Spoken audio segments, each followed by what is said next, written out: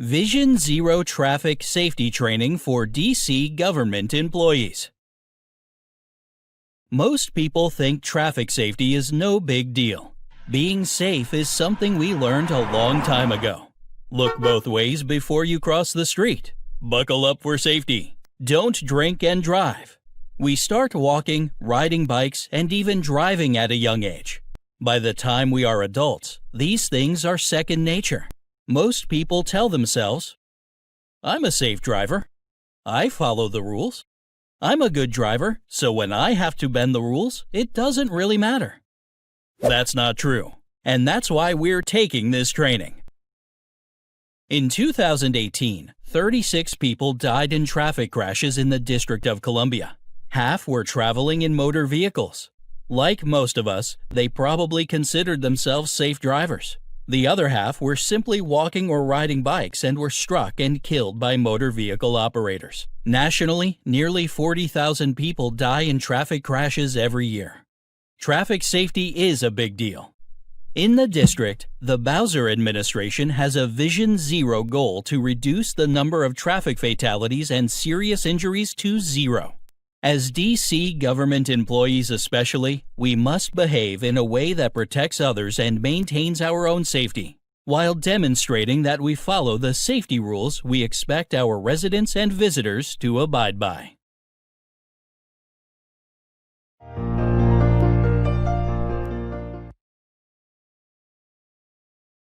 Driving is a big responsibility. DC's default speed limit is 20 miles per hour. It's easy to think of driving as a universal right, but it's actually a serious responsibility and a privilege. Unless you see signage on the roadway indicating otherwise, you should assume the speed limit in the district is 20 miles per hour. Most streets in DC have a 20 mile per hour speed limit for a good reason.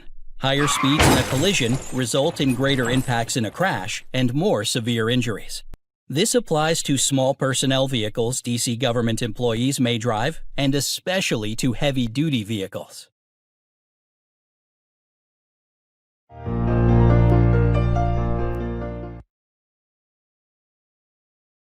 Protect yourself and others. Remember, in 2018, half of the people killed in crashes in the district were drivers or passengers in motor vehicles. Traffic safety isn't only intended to protect kids walking to school or a parent biking to work. Drivers need protection too, and we are not invincible inside of our vehicles. Driving the speed limit and wearing your seatbelt is about saving your own life. If that's not enough motivation to slow down, consider this. The district operates nearly 150 photo enforcement cameras, mainly to prevent speeding and red light running. DC government employees using government vehicles must pay these fines out of their own pocket. A single speeding ticket can cost up to $500.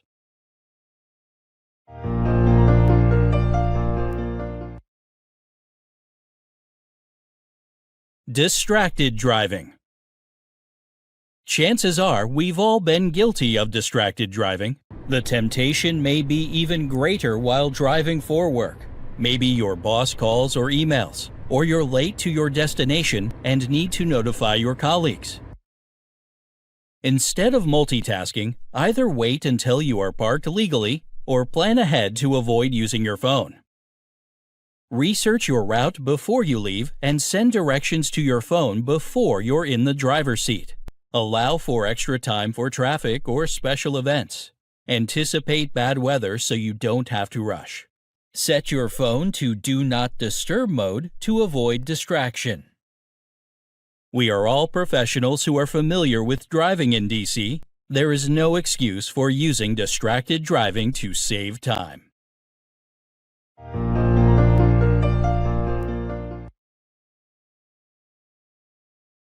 Park safely. You probably know that you don't have to pay at parking meters when using DC government vehicles. That doesn't mean we can park anywhere we please. Many examples of illegal parking are dangerous. If you park in a way that blocks or is too close to crosswalks or curb ramps, drivers are unable to see pedestrians crossing until it's too late. Parking in a bike lane forces bicyclists to swerve into traffic. Again, DC government employees, including those who work for law enforcement agencies, are responsible for any parking fines they receive. As DC government employees, we want to set the example for the public, not contradict the rules. Whether you are a parking enforcement officer or police officer, unless there is an emergency, find a legal parking space.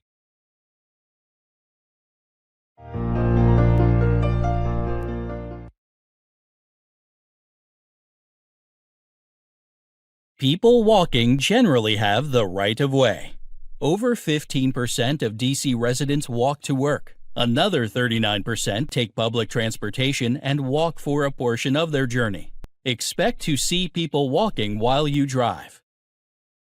In the district, drivers must stop for pedestrians in crosswalks. Generally, drivers should bear the most responsibility for safety on our streets because motor vehicles can cause the most damage. When you drive, drive slowly. This makes it easier to be aware of people walking, in wheelchairs, or on bikes. It also helps us drive safely around other drivers. Drivers make a common mistake of assuming they are free to turn when they see a green traffic signal. In fact, when you have a green light at an intersection and attempt to turn right, in the district, there is likely a crosswalk to your right with a pedestrian who is following a walk signal. As a driver, you must stop for people crossing in the crosswalk before you make your turn. This is even more important for left turns, when you are trying to find a gap in traffic and might accelerate quickly to do so. Before you do, make sure no one is walking in the crosswalk to your left. To help prevent these crashes involving pedestrians, you might see the following on streets in the district: leading pedestrian intervals. This tool gives pedestrians a head start when the walk signal appears before the green light for drivers. No right turn on red. Turning right at a red light is only allowed after coming to a complete stop. However, this behavior can still block crosswalks and encourage dangerous driving. Be on the lookout for no turn on red signs at more intersections throughout the district. If you need additional motivation to be mindful of people walking, consider the following moving violations: colliding with a pedestrian, $500. Unlawful right on red, $100. Overtaking another vehicle stopped at a crosswalk or intersection for a pedestrian, $500.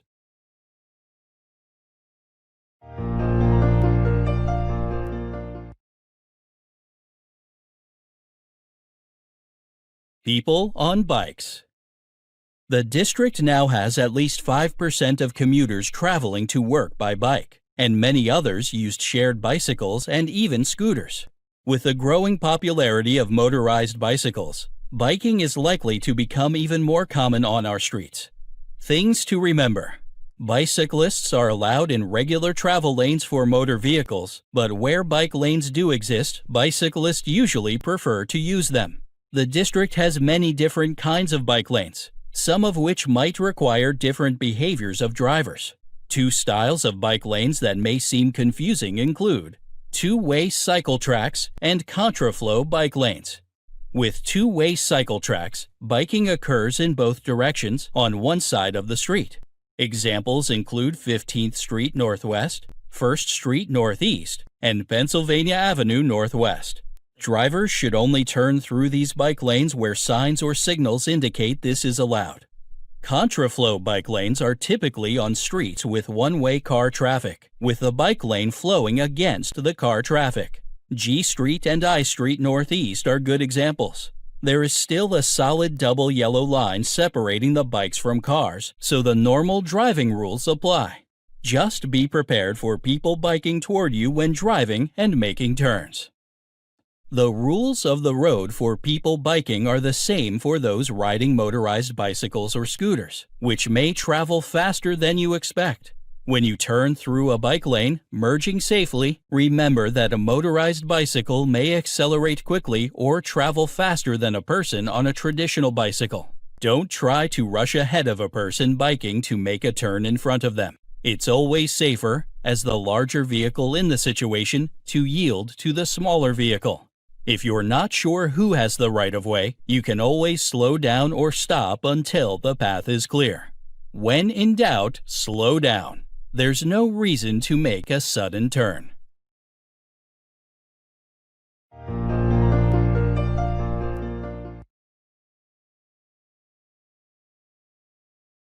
Impairment. With all of the challenges to safe driving we just reviewed, it is unconscionable to drive under the influence of alcohol, cannabis, or any other substance that impairs your motor skills, reaction time, and general ability to operate a motor vehicle. Doing so is illegal and explicitly violates DCHR rules, especially for safety-sensitive positions.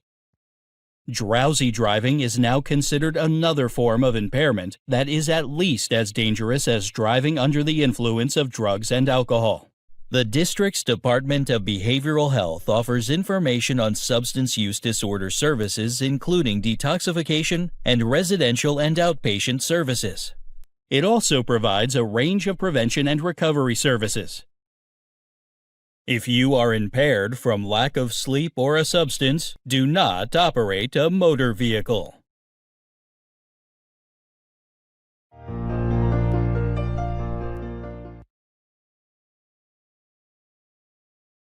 Aggressive driving. If you plan ahead, there's no need to exceed the speed limit or drive aggressively. Allow extra time for your trip. Driving in a city means traffic and delays. You can't beat the traffic by speeding, switching lanes, running red lights, or avoiding complete stops. Instead, be a professional. Leave early, know your route, and take a better safe than sorry approach to your driving. Remember, you're representing DC government. Dangerous driving or parking can result in hurting yourself or others and/or negative social media exposure.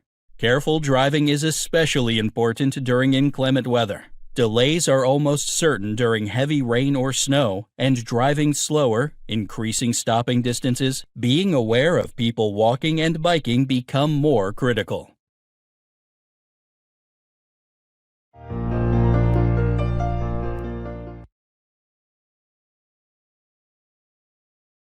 Be safe while you are biking and scooting. Just like drivers must reflect the size and force of their vehicles as they exercise caution around people walking and biking, so too must people on bikes and scooters protect people walking or using wheelchairs. In the Central Business District, no biking or scooting is allowed on the sidewalk or anywhere else unless you bike or scoot in a way that doesn't cause a hazard.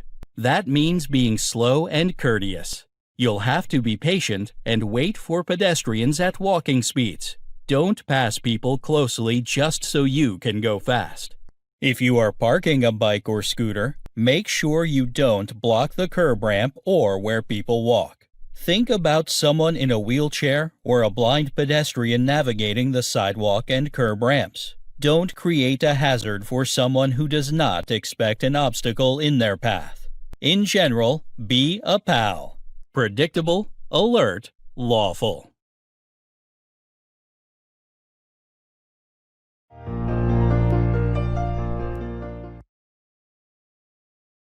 Remember, we are all pedestrians at some point in our journey. Whether you walk to your car, bus stop, or metro to get to work, or walk to lunch or to a meeting during the day, at some point you will walk or wheel around motor vehicles. Drive like you will be the person on the other side of the windshield. Eventually, you will be.